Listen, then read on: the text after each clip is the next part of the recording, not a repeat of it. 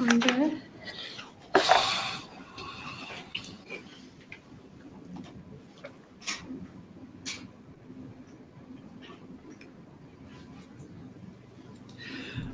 Okay, so sorry for the delay.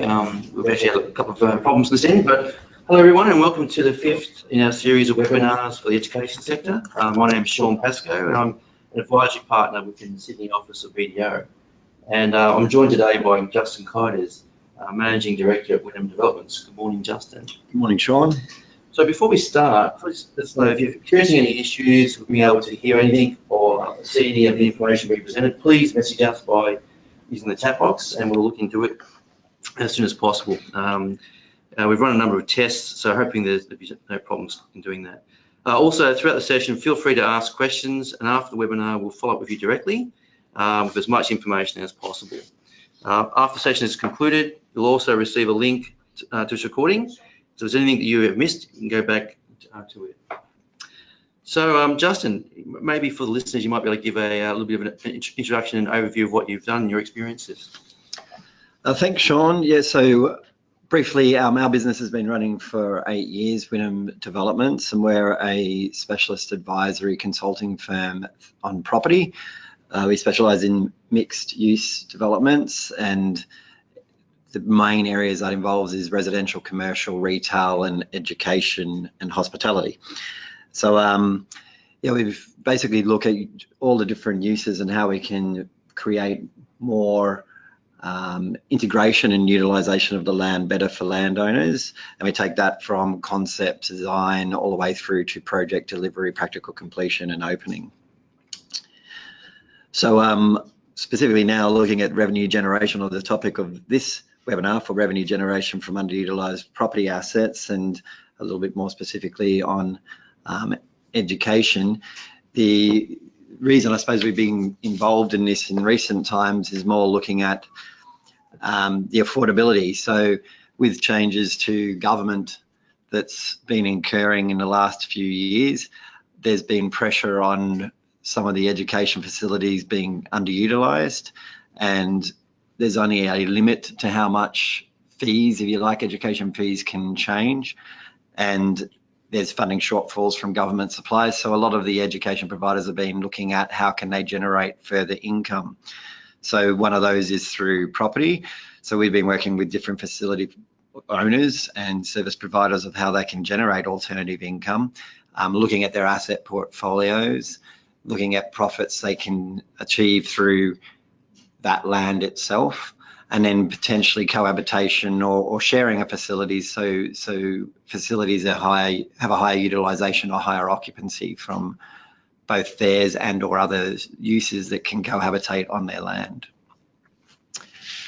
I suppose one of the things we should probably mention to the listeners is, given the sensitivity of a lot of the information that goes around in terms of the property development area, Justin will be able to talk about some examples specifically, but a lot of the other ones, because of the sensitive nature, would probably need to stay anonymous. Yes, that's true, Sean. So there's numerous sites and numerous clients we work with. They're mainly on the eastern seaboard, but yes, we can't disclose. Some of those are councils, education providers, and other commercial businesses and private individuals. So to explain some of the works we've done, we've come up with examples. Some of those are developments that are completed, so they're public knowledge, and some of those are minor case studies of works we've done with clients we're working with currently. So I suppose the first one, as a bit of an example there, is a basic one for asset consolidation. So often service providers, education providers have multiple land holdings in their region. Some of those are underutilised, or they're providing the same service on multiple sites, that there may be benefits now with new infrastructure or new transport that they can actually consolidate these services. So there was one of our clients we looked at was in Western Sydney. They had 3 education facilities, which this graph or map gives you a basic indication. So we looked at those assets, what they had, what services they had on those sites, the occupancy. All those assets were performing at below optimum occupancy levels. So there was an opportunity to amalgamate the services into 2 of the 3 campuses, which then freed up one of the remaining campuses for further development and further income generation and utilisation. So that worked out to be a good result for them. I've just got a question for you, Justin, in terms of, like, you know, we're talking about education here, but, you know, could asset consolidation be applied to the wider industry than education? I think you mentioned before at the start that you've actually done work in other areas as well.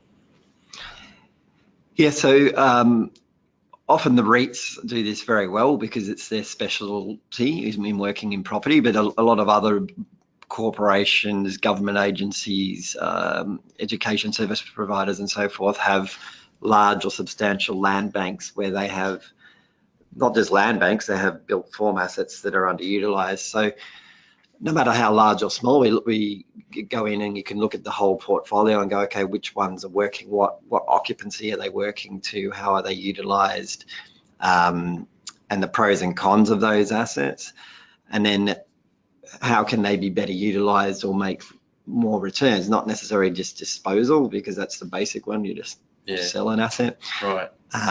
But what else could you put in that land? How could we make this better for them for an ongoing income generation if that's one of their objectives? I suppose the question I have is, how do you actually define underutilised? What would be your definition of that? So there's multiple ways. A basic form of underutilisation is you do have a built or land. If you had land sitting there and it's underutilised, it's not being used at all for anything. That's a very basic form. You can have built form. So you might have a 3-story building, but only 30% of it's being utilised for 4 days of the week. So the actual utilisation of that space is very low. And then through basic examples like that, you could be going, let's pick up that one level that's only being used 4 days a week out of the 3-level building and relocate or cohabitate or bring other services in there, or change the use within that building so you get a higher utilisation of the building. Or the ultimate might be you knock that down and put 5 different uses on that form. So there's varying degrees of underutilisation. So it depends on the individual case by case and size of the land. Right. So what kind of benefits would you see that you know, an organisation could get from actually looking at in terms of utilising an asset better? Well, the first thing we'd see what the individual's objectives are. So some may not want to dispose of land. What capital they have and so forth do they have on foot? Yeah. But the benefits that they could get could be a straight up capital injection if they dispose of land, or they could get income generation from putting new uses in over a long term. Or just the cohabitation, you put shared services together, they may be able to share not only the operating costs, i.e. power, gas, council rates, things like that, but also share if it was teaching staff or support for special needs students or things like that.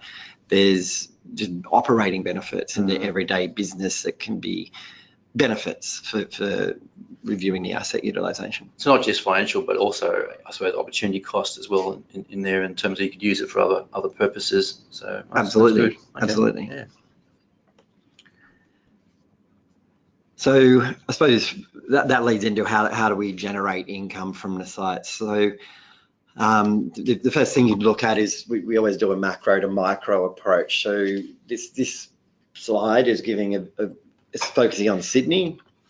So most people are familiar with, well, not most, but in the property industry, everybody's familiar with how the future direction of Sydney over the next 30 to 50 years is looking at breaking up into 3 cities. So you have the Western Parkland city, which is centralised more around Liverpool and the new airport out of Badgerys Creek, the river or the central river city, which is Parramatta, and obviously the existing main hub that all Australia's known for the last couple of 100 years, being the Eastern Harbour City, more around Sydney CBD. So we look at first macro to micro, where do you sit within that, appreciating where the city's going, where people are moving, where new infrastructure is going. So in this example, per se. You might go, okay, well, I have a site in Parramatta. What's happening in Parramatta? We then want to go in and look at Parramatta, look at the infrastructure that's happening around Parramatta. This is showing you that there's new light rail, new bus lines, the metro lines reconnecting, what major developments are happening in Parramatta. So you start to assess the local macro market of the greater suburb of Parramatta, and then we would go to the next level and per se this is more looking at the major precincts that are happening within Parramatta itself. This is actually looking from the north towards the south, so the orange is the Parramatta CBD, right, and the yellow is the northern Parramatta, which has got a lot of attention and new infrastructure being built, and then to the red to the right or to the west is showing the Westmead Health and Education Precinct. So you can see the pink line showing the light rail. So you'd look at your site relative to that, what's happening in my precincts, what future growth is going, and that can all determine, okay, I have a site now, I know what's happening around me, I know how big my market is going, what do I want to do? What's the right thing for me, as in the business? And then from there, what other uses can I put on this site? So who can I work with that complements my business, and what other revenue generation do I want to get a leasehold income out of that? Do I want to get an operating shared cost benefit out of that, but they cohabitate together or share facilities together or increase the general knowledge, so education with hospitals and the like. So it comes down to business objectives there, but or it could just be sale. I know there's a lot going on around North Parramatta. I'll just sell this piece of land and I know that it gets a higher yield, so I can maximise my profits and liquidate the cash. Well, you see how that have a strong influence in terms of your strategy, your overall business strategy, because if you're not in line with what the market's doing and where it's moving, you might find yourself at odds. Yes, so you, as a business, you want to make sure you're aligned. So what's the overall objectives of the business? And then looking at these land assets, how can I align or deal with these land assets so it aligns with the overall business objective? Okay. Absolutely. So from that, so now you know the market and you know macro, what's happening around your area, and you know the infrastructure and where you are. You can go, well, this is where I want to go. So apologies for the typo on the left, but it's permissibility. It's looking at, okay, what works for me? That's where we're starting to land. Do I want to sell? Do I want to hold? Do I want to cohabitate? Do I want to expand? And then it's starting to look into the planning maps and controls around the area. So on the right, that's giving you a very basic indication, which people like ourselves or planners and architects can help delineate what's happening from is it industrially zoned, is it residential, and so forth. And how do I work with those land controls now to say, how do I optimize my land? So who would you work with in terms of understanding this process? So from a macro perspective, generally we do this. So when we want to go into more detail, when you know your brief, when you know where you want to go, then we start to go, okay, well, let's engage planners and architects to take you to the next level.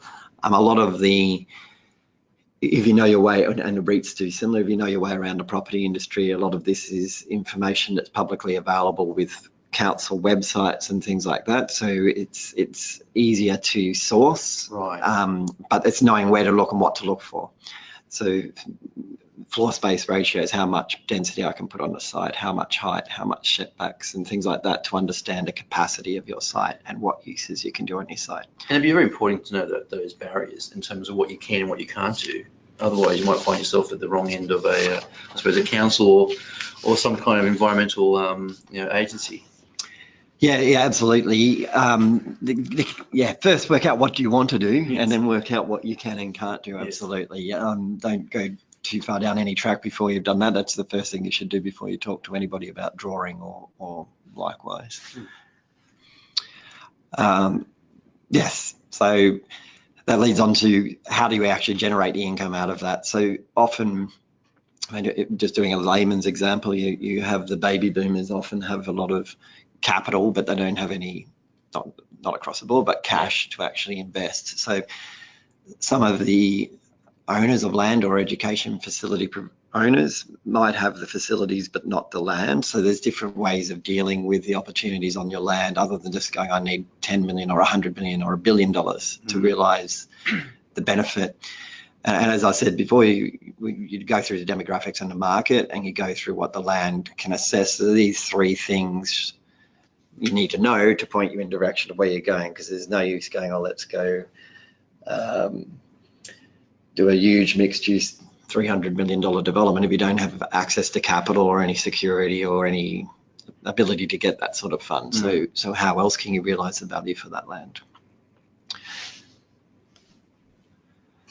So this is a very basic preliminary stepstone, if you like, through that. So if you do have capital to spend, then yes, no. If I do have capital to spend, then do you have the capacity to complete the master plan? Now that could be, or any DA, that could be for a little piece of land that you want to put more offices on, or it could be a substantial piece of land that could have residential, commercial, retail, education, and so forth, which are more complicated and requires bigger teams and the right resources.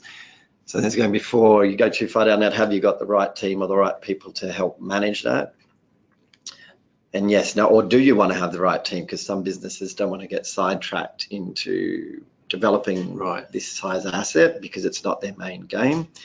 So an opportunity might be going, yes, I do have that, or I do want to appoint the right team and I'll develop the land ourselves because we want to own that or generate a long-term income. Yeah. Or they go, no.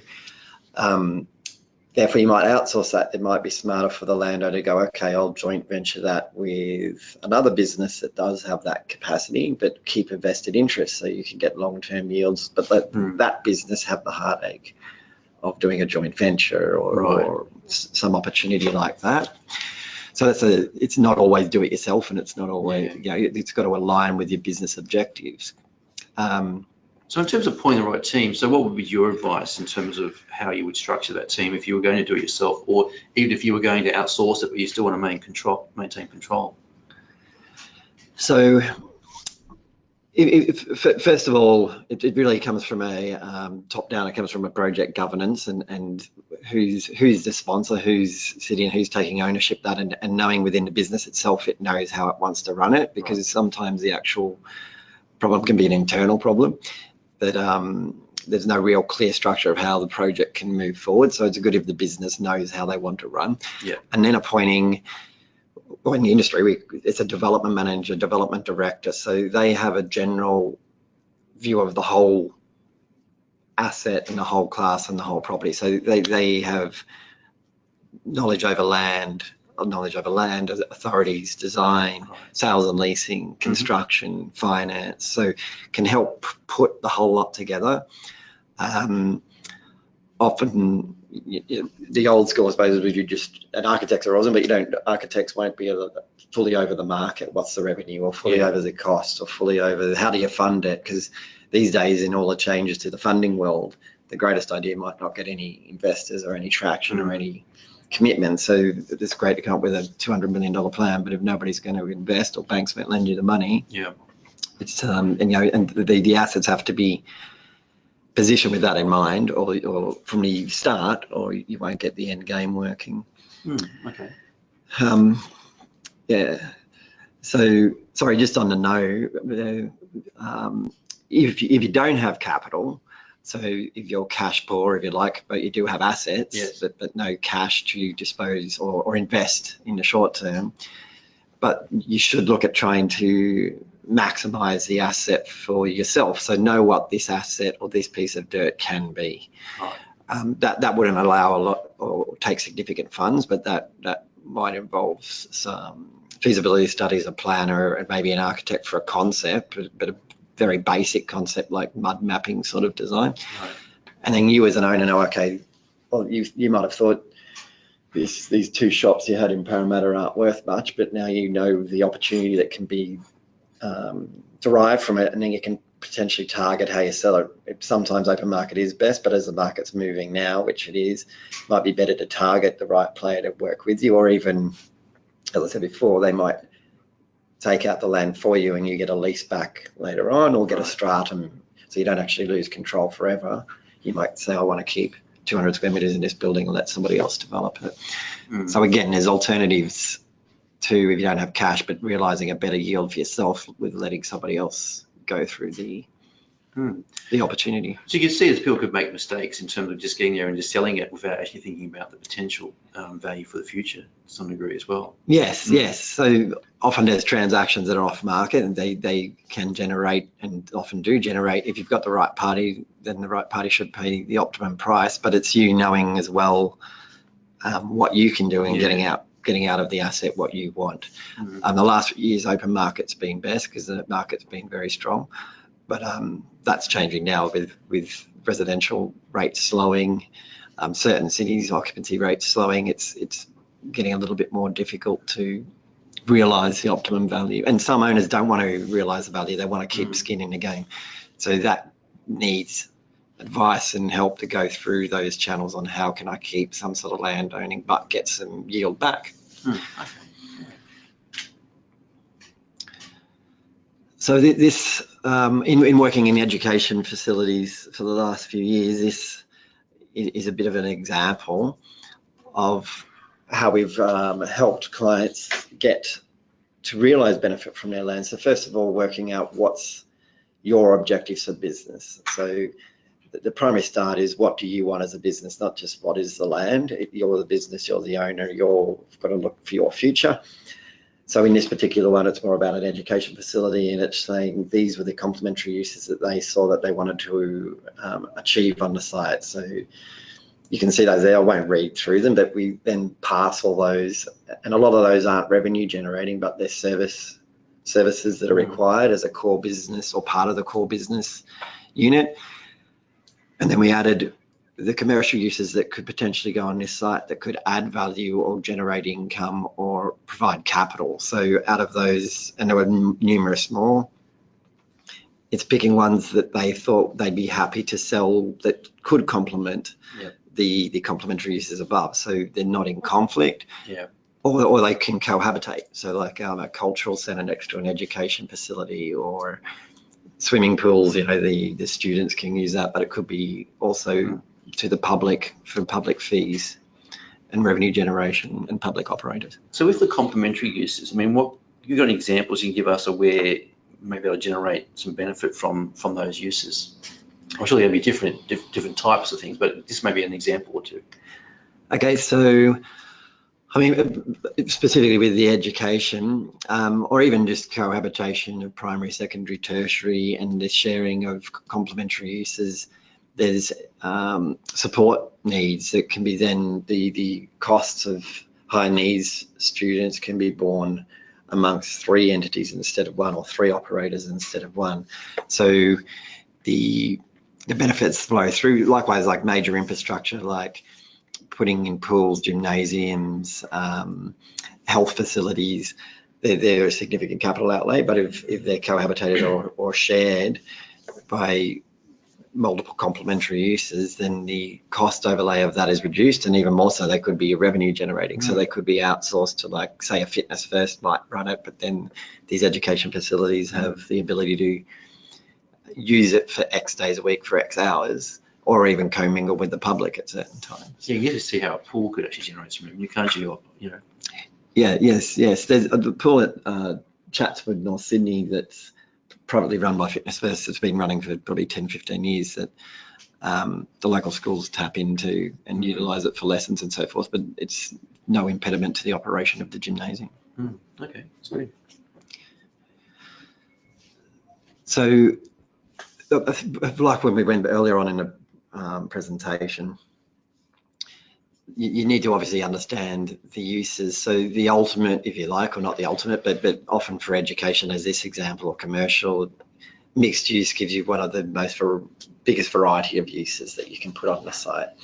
So this short diagram gives a very short snapshot of a parcel of land, and it's showing that it's mixed use. So that blue square is showing and when you go and look on the council websites and so forth, it shows you what that site can entail. So it can allow retail, residential, commercial, education, community uses, and so forth and so forth. So it creates a real town centre opportunity.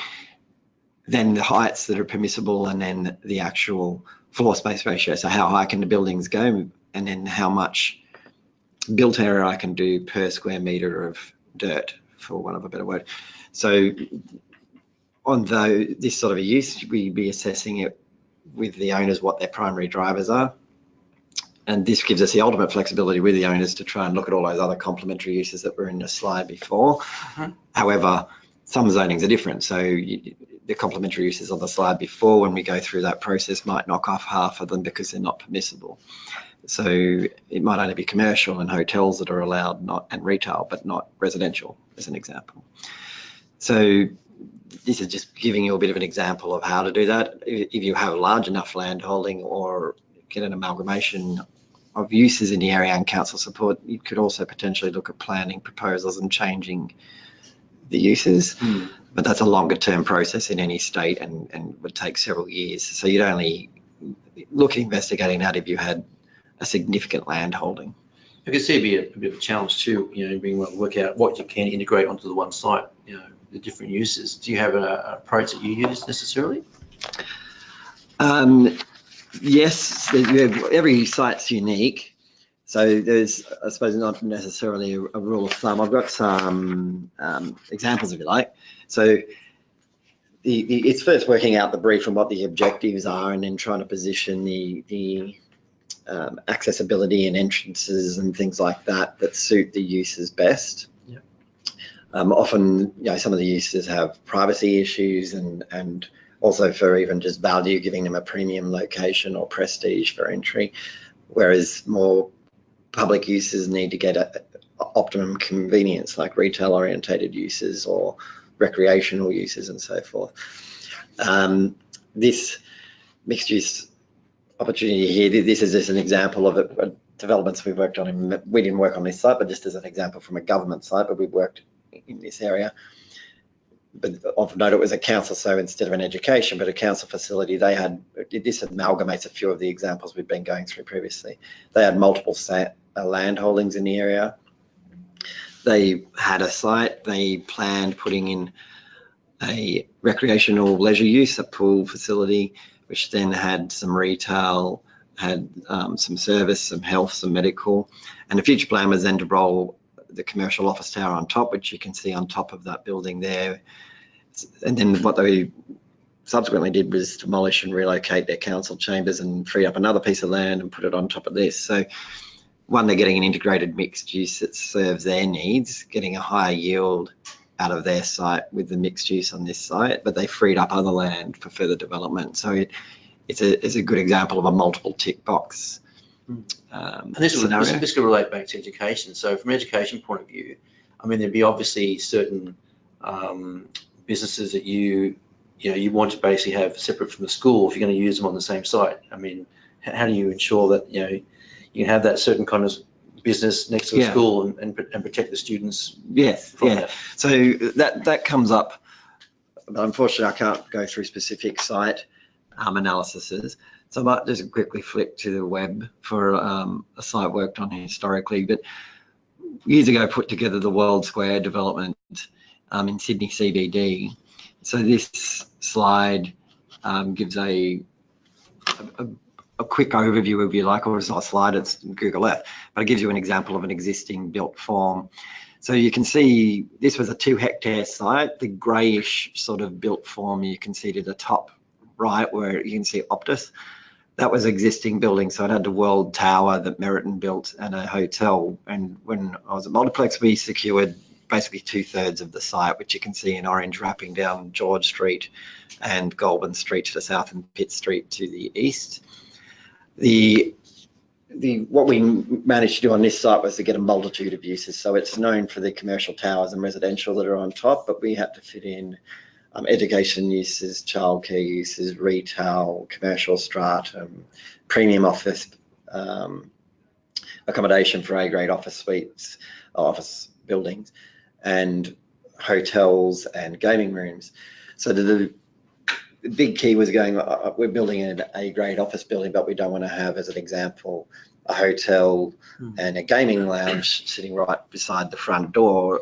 Both detract from one another. The gaming and hoteliers don't necessarily like to be seen by premium office, and vice versa. The premium office building needs to have an A-grade entry off George Street. Although they're only about 50 metres apart, you managed to orientate visually and design the building with physical separations, so you can highlight or separate the uses and let the people go to the pub and go to the gaming on one side, and then let the A-grade office operate on the other. And then to the centre of the site, we have the childcare, where the childcare is nowhere near the hotel, which often mums and dads would be worried about a childcare flanking a public, a drinking establishment. Yes. So that's 2 hectares, high density, but the gap between those uses is only 30, 50 metres, but by design, there's no association with how they're utilised. Also, just with the whole planning of the thing, this development, I suppose it pops up later in what not to do, but this development went through 6 developers and was a big black hole in the city for 20 odd years. Yep. And the main change to this was reorientating the site. So you can see the diagonal lines to the southwest, so the corner of George and Goulburn. That mall for the retail form runs on a north-east orientation. So you're basically trying to do a direct link from the corners of the site, like a St. George cross. So you can get people hitting at the corner where all the people congregate. And you want to do a cross flow from corner to corner and corner to corner, rather than what the design has previously had from previous developers, which was where you went to the middle of George Street and the middle of Pitt Street and cross the site. Right. That people don't orientate themselves by going halfway down a street, then turning right or left through a middle of a building. They want to do it at the traffic lights. So basic things like that are pretty, logical. You're going, all the people at a traffic light, we should orientate the buildings to a traffic light. But often in the built form, and when it goes through design, that doesn't happen. So it's being aware of your environment and then designing to optimize that environment for all the different uses in the building. Okay, that's good. So yes, so the next, I suppose in addition to that, there's a template or a graphical representation of a slide for a project we worked on in Western Sydney also. This was to look at a mixed use site that we conceived. So this is roughly on about 1 hectare of land, and it was to get a lot of these mixed use buildings working together. So this site we worked out, you can see the access points with the arrows of how people get in, get out, the orientation to street accesses. So you can see on the ground floor plane, or mud map as we call it, on the left, you can see, say, the living building, which is the residential blue building. You can see, okay, well, the lobby for that building might be flanked on that northern road, whereas the entrances for the education facilities were on the southern road. You can see the secondary, primary and preschool are on the bottom roads where the people would be coming in and out. So they're totally separated for all the mums and dads coming to school from where the residents want to get a more quieter access. And then likewise to the western side was the commercial entrances to the twin towers or twin buildings that'll be sitting on that side. So this looked at putting the big uses being commercial, university, primary, secondary school and residential. But it shows without that much height, we were able to accommodate a significant amount of uses. We were maxing out at about 12 to 14 levels, but we got all the mixed use forms working on the one site to get optimum utilisation of a mixed use site. So as a parent, my first question would be, where's the play areas? So, and how do you handle those in this kind of development? Yeah, it's a very valid point. It's a little bit like the Australian cliche, if you like, or we all want to grow up with a white picket fence and have a big backyard and throw the stick to the dog. But as we all know, that's changed dramatically in the last 20 years, particularly in the CBD areas, and density's gone up. So by default, there's now thousands of units and education facilities are needed in these built up areas, and there's just not the land to go build huge paddocks and footy fields next to schools. So there's multiple ways, and that's both for universities, primary and secondary. So what's happening is a lot of them are getting agreements to share the land, share parklands and things like that. As well as you can see on this built form, there's multiple podium levels. that are on top of the yellow, on top of the light greenish colour, to the roof space on top of the secondary colour. So they utilize, and some of that would also be internalised in undercroft areas and gymnasiums into built form. So the utilisation of space within or on top of the buildings is utilised a lot higher. So podium levels for outdoor breakout areas and putting courts and things like that, as well as in the circulation spaces within the buildings themselves. They're often now in an education facilities doubling up more to be a space usable like amphitheatres that can be usable for in wet weather for eating and say playing, or it might be used for theatre, but only for the X days a week that they're doing theatre and things like that. So there's a lot more multi-purpose space which has a high utilisation than just, as you can imagine, a footy field sitting there that's only really used at lunchtime and after school or weekend. So it's basically getting a higher utilisation out of space. It's definitely a different, I suppose, future for schooling, isn't it, in terms of you moving up? Correct. Yeah, absolutely. Vertical by default has to happen. It's basically the cost of land. It forces things to go up, which happens residential, happens commercial, and is now flowing through to education. Which probably means to a point of, getting those complementary uses you mentioned before on the same block would make a lot of sense for different businesses that are very complementary in nature in what they do. Yes, and there's it's a puzzle, so there's a lot of work that needs to go into that, and architects obviously have a great amount of experience, certain architects, on how to do this, but you need to get each of the uses working to their optimum. So that's the whole balance of mixed use. You don't want to do one to the detriment of the other. You see that every day and it's a bit old school, but a lot of residential buildings and they need to have very poor retail underneath, and no one would ever lease it, but they got the residential working, but not the retail. Similarly, if you're doing it with education and you want retail to work with you, then you need to get the needs working appropriately, and or commercial. If you want to partner with these businesses or get them on your site, you need to get the balance between the pros and cons for each for cohabitation, which takes a lot of work. So this runs through a couple of examples.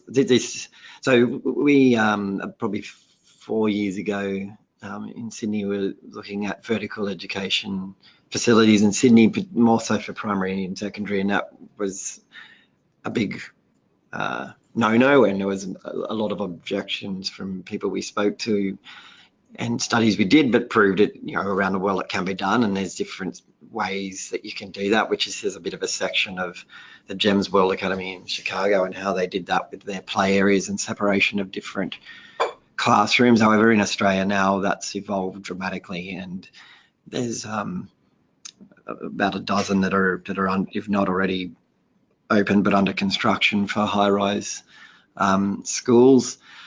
St Andrews was one of the first. It's been around for decades in Sydney. That's next to Town Hall. But it's becoming less and less how do we do it? It's now getting it, improving on it, and then next evolution is getting a bit more cohabitation. How do we utilise it better with other uses? So that's an example of one of them. The next slide, I think, just shows, that's not exhaustive, but it's giving you a quick example of some of the schools that are going vertical or have already gone vertical in New South Wales, Victoria and Queensland, which you can see. Some of them are very impressive and they've done great jobs. There'll be learning curves out of those and things to do and not do that we all learn from and do better as we go forward. Then I think it's the next one. And so we recently did some study tours overseas, but this again, when we did the first studies about 4 years ago, it was looking at overseas more so because it was fairly common in parts of Asia and America. But there's some nice case studies if people would like to look into those themselves. Some of them are sharing primary, secondary, tertiary. Some of them are sharing medical with education and so forth. So it's different cohabitation and different examples, but we have more of those. So in your experience, have you seen any do-it-yourself disasters where you say, "Oh, gee, I wouldn't have done it that way"? Yes. Given the sensitivity, we probably can't name them, but there's yeah, I wouldn't name them, but more so in there's buildings that have occurred. So there's one in southern Sydney that got built in the late 90s, early noughties, and they basically put a 12-story hotel on top of a 3-story retail shopping centre and fully fitted it out, fully built it, but had 0 occupants. And it was way over pitched and under designed, and it basically sat vacant for 5-6 years. So something like that, if you don't plan correctly, you will end up with the equivalent of a $50 million asset, $100 million asset sitting under your building that sits there doing nothing. The giant mobility, yeah. Yeah, so the top half of the building worked, the hotel, but the bottom half was just the basket case. So there is a lot of those around, but it's if you get the brief right and get the objectives right up front, and then get with the relevant designers and so forth to get it to work, and then workshop it with clients, workshop it with end users, get all those working together, then you should be able to come up with the right solution. There's an example actually of one we just saw in LA that, if I might just quickly flick to the files, just to give you a quick snapshot. So this is a development. It's called might just flick through some of the images and then just hold when it's going a bit big. So this just shows some of the common space that's under this built form. So this is the Emerson College in LA. They've basically got student accommodation flanked. They've got retail, commercial, and obviously education facilities. And they've flanked basically, just shrink that image, that's good there. So on the left and right, so you can see on the left-hand side that small, tall, rectangular built form is all the student accommodation. And on the right-hand side, it's exactly the same footprint and another 10-story building with student accommodation. Then in the middle of it, which is it's an awesome architectural built form, it provides all of the education, theatres, so the studios, classrooms, state-of-the-art technology for film, television, computers, and so forth. And then underneath is commercial and retail. So it's come up with a cutting edge, if you like, inspiring design. The built form on both sides is very practical and very cost effective, being a basic rectangle, but they've used that cheap, cost effective built form and then treated it with the architectural facades, and then made the hero of it the education facility in the centre. So getting a good example of how to get the mix working, or complementary uses, whilst also creating a great image and brand for yourself. They then also lease that out for the studios. The studios use that for recording of TV shows, movies, and so forth, to generate additional income from the theatres when students are no longer using them because they're on holidays or at summer break and so forth. So the importance of getting it right. Yeah, it is. It is. So that's probably, I don't think unless you want to have any more questions on existing assets. So just on the pitfalls, if you like, I suppose when you were speaking to me previously, Sean, about what would be potential pitfalls for doing these sort of developments. The main thing's coming up with a brief. I might actually just flick forward 2 slides. The first thing, starting with what is the brief, getting the brief right, so you actually know what you want to create, rather than just putting pen to paper and drawing something. I suppose yesterday, if you like, yesterday, 20, 30 years ago, people run off and let's go put this and show me what I can put on my site, draw me something so I know what I can do. It's more about knowing what the client, what the owner is, what do they want, what data do they already have available, then conducting the research to know the market, know the planning controls, those things that I'd mentioned earlier. Then what do you want to be? What's your vision? What's your proposition for the asset that you want? And then you can work out, okay, what do we want to put in there? What uses do we want to have neighbouring us? Is it student accommodation with education? Do we want to add retail? Do we want to add commercial? and so forth. Getting feedback from your own business, is that the right thing to do? Then how do I make money out of it? How do I lease it? How do I sell it? Where's it going to go? The program, I need to realize that, and then that starts to form a development brief. So from an entity, then you can have a consolidated position, so the owner of the land or the client doesn't waste a lot of time doing 500 options and 500 people commenting on a facade and how pretty a building is without actually coming up with what's the core this should be doing, what's the function, what do I need to get out of this? And then it rolls into how would you structure that? Right. That's actually quite a nice, concise summary of the approach. So that's good. Yeah. Yeah, we use this often with clients just to explain the development process, and down the bottom, it basically rolls through the 5 stages, if you like. So phase 1's putting it together and conceiving it and getting a draft concept. Then how do we put it to approvals, which is stage 2, so evolving that design and getting all the buy-in from the relevant stakeholders and the relevant authorities and getting an approval. Then obviously firming up the pricing, design, more technical design and dollars, and how you're going to build it, then building it, and then opening it or finishing it. So, and we did mention earlier, you said that sometimes the first action is to go and get an architect, but it shows here, I think, that the architect's probably going to be later in the picture, isn't it, to some degree? Yes. So yes, we work with architects all the time, know a lot of them, and they're excellent, but if you don't have a brief for the architects, then often architects do reverse brief as well. So often people do that, but there's only so much, as I said earlier, there's only so much that architects can do. I mean, if we flip back one slide, it's basically just a little bit one before. So it's basically just showing the myriad of things that needs to be considered. So the top half of this slide shows all the things you need to consider, as in accounts, the finance, the land, the authorities' approvals, sales, leasing, what's the market doing, the overall program that I need to get from A to B, doing all the feasibilities.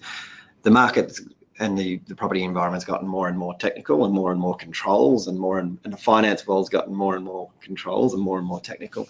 So navigating that and getting an outcome is a skill in itself, and all of that should be based on research. All of that should be based on input from stakeholders and key research from demographics and market driven. Then that drives, I suppose, the box below, which is the team, which the architect is a key player in, but there's all the other sections like quality surveyors are equally as important to make sure the dollars work. So I suppose that's a basic structure that we work with clients to break up how projects can be run, and you can abbreviate that. There's certain clients might want to put different things to different people, which is fine, but it's a starting point to go, this is how we generally run our projects.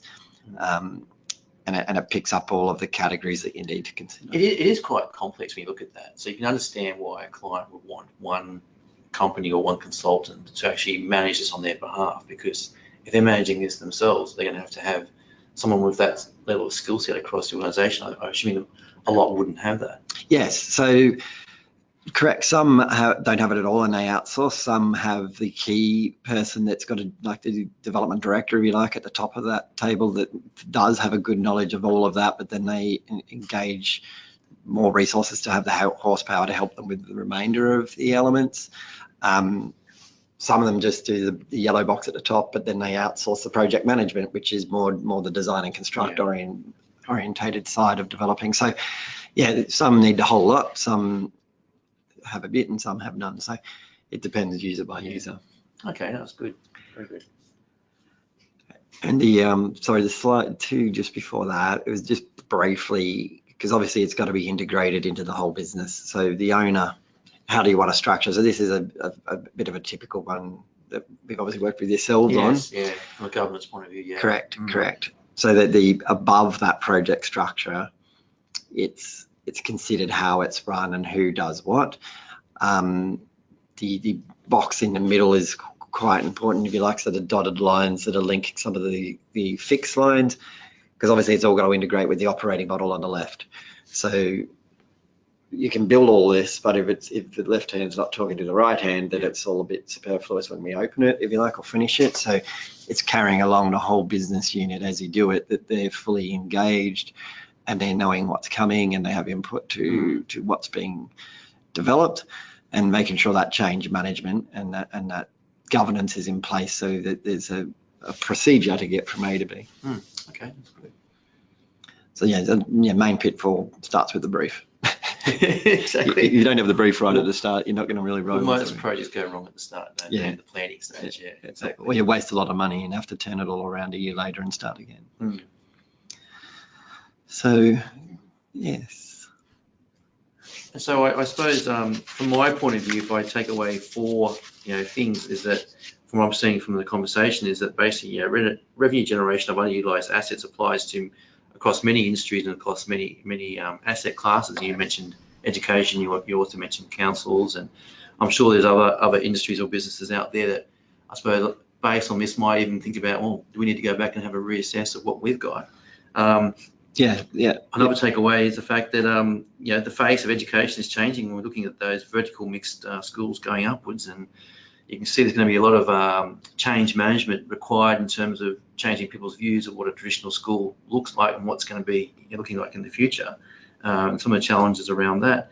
Another takeaway I had was that you're probably going to need an expert, to guide you through it, to avoid any of that, do-it-yourself disasters, which you mentioned before, because as you said, if you get it wrong at the start in the planning stage, then it's going to carry through in terms of what you're going to be able to realise as a benefit at the end of that.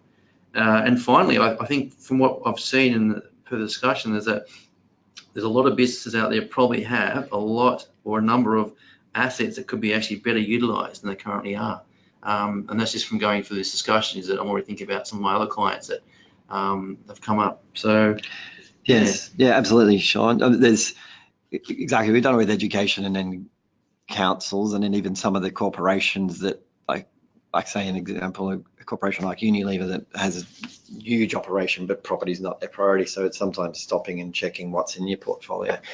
But what we're seeing a lot more and more is with all these mixed use, and a lot of the things are bleeding from one use to another. So in the education, I was in a seminar not long ago, but they were talking about lighting levels and temperatures and smells and things like that. But in the retail world, that's been going on for years, where you get the optimum lux levels and the optimum for sparking or changing the environment. And in this particular presentation I was in, it was seen as fairly revolutionary, but other parts of the industry have been doing that a lot. And likewise, workplaces, the modern workplace has evolved, and you can see some of that coming through into education space now. So it's not just a box classroom, it's all adaptable and better accommodation and better facilities and more inviting, which partially comes from hospitality. So the whole industries are evolving, but the uses are blending more and more. And we are seeing in the education sector a lot of transformation projects going on now that's sort of like looking at how you define future schooling and what does it look like. And correct. What's good. So yeah, definitely. Absolutely. Okay, well, I'd like to thank Justin for you giving this really good overview in terms of where we can look at revenue generation from underutilised property assets. And I'd like to also thank Lauren Schaefer and Georgia Perks for helping in terms of putting together some of these slide packs. And I hope that the listeners out there have got some value from the presentation. Thank you, Sean, and thank you to BDO for having me. Thank you.